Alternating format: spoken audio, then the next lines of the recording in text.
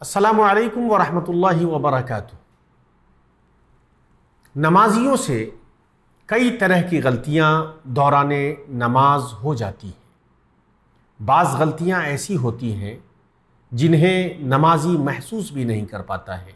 اور اپنی نماز ادا کر کے نکل جاتا ہے، حالانکہ وہ بڑی غلطی کر چکا ہوتا ہے۔ تو ہر نمازی کو چاہیے کہ وہ چھوٹی یا بڑی ہر غلطی کو سمجھنے کی کوشش کرے تاکہ اس کی نماز غلطیوں سے پاک ہو، اس کی نماز غلطیوں سے محفوظ ہو، اس کی نماز میں کوئی ایسی غلطی نہ در آئے یا اس سے کسی ایسی غلطی کا ارتکاب نہ ہو جائے جو اس کی نماز میں خلل ڈال دے یا اس کی نماز کو باطل کر دے۔ تو آئیے چند ایسی غلطیوں کے بارے میں ہم آپ کو بتاتے ہیں جن کا ارتکاب بعض نمازی حضرات کر بیٹھتے ہیں اور بسا اوقات یا بعض اوقات ان غلطیوں کے ارتکاب کی وجہ سے ان کی نماز باطل تک ہو جاتی ہے یا ان کی نماز میں خلل پڑ جاتا ہے۔ تو ہمیں چاہیے کہ ہم ایسی تمام غلطیوں سے اپنی نمازوں کو محفوظ کریں، اپنی نمازوں کو سنت کے مطابق بنائیں اور ہر طرح کی غلطیوں کے ارتکاب سے اپنی نمازوں کو محفوظ بنائیں۔ تو ان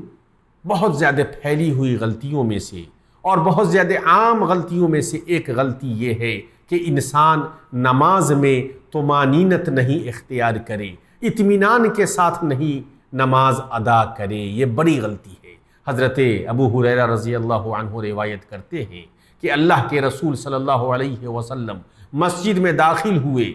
تو ایک شخص داخل ہوا اور اس نے نماز پڑھی، اور نماز پڑھنے کے بعد وہ نبی کریم صلی اللہ علیہ وسلم کے پاس آیا اور سلام کیا۔ آپ نے اس کے سلام کا جواب دیا اور کہا جاؤ تم اپنی نماز لوٹاؤ، اس لیے کہ تم نے اپنی نماز پڑھی ہی نہیں۔ وہ شخص گیا، اس نے اپنی نماز دوبارہ لوٹائی۔ دوبارہ نماز لوٹانے کے بعد پھر نبی کریم صلی اللہ علیہ وسلم کے پاس آیا اور پھر سلام کیا۔ آپ نے پھر سلام کا جواب دیا اور پھر وہی کہا کہ لوٹ جاؤ، پھر اپنی نماز دہراؤ۔ وہ شخص پھر گیا، اس نے پھر اپنی نماز دہرائی اور نماز دہرانے کے بعد آیا۔ تیسری بار جب نماز دہرانے کے بعد آیا تو نبی کریم صلی اللہ علیہ وسلم کو سلام کیا اور نبی کریم صلی اللہ علیہ وسلم نے اس کے سلام کا جواب بھی دیا، پھر اسے وہی بات کہی کہ تم جاؤ اور اپنی نماز لوٹاؤ۔ اس شخص نے کہا کہ اس ذات کی قسم جس نے آپ کو حق کے ساتھ بھیجا ہے، میں اس سے اچھا نہیں پڑھ سکتا، آپ مجھے سکھا دیجئے کہ میں نماز کیسے ادا کروں۔ تو نبی کریم صلی اللہ علیہ وسلم نے اسے جو تعلیم دی تھی وہ حرف زری میں حدیث کی کتابوں میں موجود ہے۔ آپ نے کہا تھا کہ اذا قمت الى الصلاة فکبر، جب نماز کے لیے کھڑے ہو تو تکبیر کہو، ثم اقرأ ما تیسر من القرآن، اور جو میسر ہو قرآن سے وہ پڑھو، ثم ارکع حتی تطمئن راکعا، اور رکوع کرو تو مکمل اطمینان کے ساتھ رکوع کرو، ثم ارفع حتی تعتدل قائما، اور جب رکوع سے اٹھو تو مکمل طریقے سے کھڑے ہو جاؤ، اعتدال کے ساتھ، مکمل اعتدال کے ساتھ ٹھیک ٹھاک طریقے سے کھڑے ہو جاؤ، جلد بازی والا کھڑا ہونا نہ کھڑے ہو۔ ثم اسجد حتی تطمئن ساجدا، پھر سجدے میں جاؤ تو اطمینان کے ساتھ سجدہ کرو، اور جس طریقے سے سجدے میں اعضاء کو رکھنے کا حکم دیا گیا ہے اس طریقے سے اعضاء کو رکھ کر کے سجدہ کرو، یہی اطمینان والا سجدہ ہے۔ ثم ارفع حتی تطمئن جالسا، پھر جب سجدے سے اٹھو تو اطمینان کے ساتھ اٹھو۔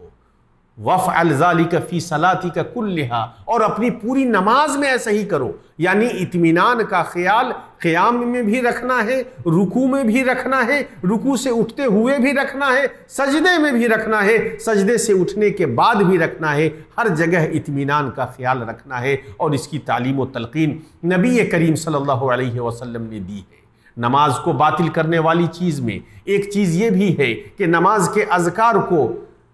اور نماز میں جو کچھ ہم پڑھتے ہیں انہیں تلفظ سے ادا کیے بغیر دل ہی دل میں پڑھیں، حالانکہ یہ نماز کو باطل کرنے والی چیز ہے۔ مثلا کوئی شخص سورہ فاتحہ یا اذکار یا تسبیح یا تکبیر وغیرہ پڑھ رہا ہے تو انہیں ادا کیے بغیر اگر دل ہی دل میں پڑھے تو یہ ایسی غلطی ہے جو نماز کو باطل کر دینے والی ہے۔ اس سے ہمیں بچنا چاہیے، بلکہ زبان کو حرکت دے کر کے ہمیں ان چیزوں کو ادا کرنی ہے۔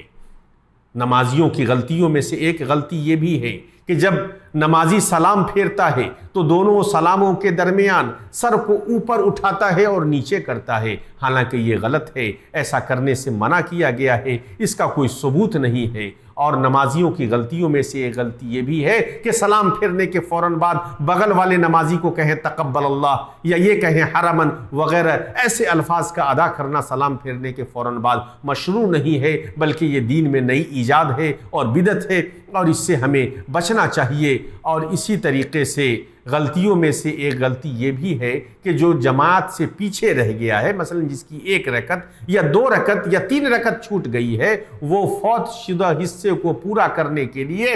امام کے دوسرے سلام کرنے سے پہلے کھڑا ہو جائے، بلکہ صحیح یہ ہے کہ جب امام پہلا اور دوسرا دونوں سلام کر لے تب وہ اپنی بقیہ فوت شدہ نماز کو پورا کرنے کے لیے کھڑا ہو، اور یہی مشروع ہے۔ ہم اللہ تعالیٰ سے دعا کرتے ہیں کہ اللہ رب العالمین ہمیں نماز کی ان غلطیوں سے محفوظ فرمائے اور ہمیں سنت کے مطابق نماز ادا کرنے کی توفیق عطا فرمائے۔ آمین۔ والسلام علیکم ورحمۃ اللہ۔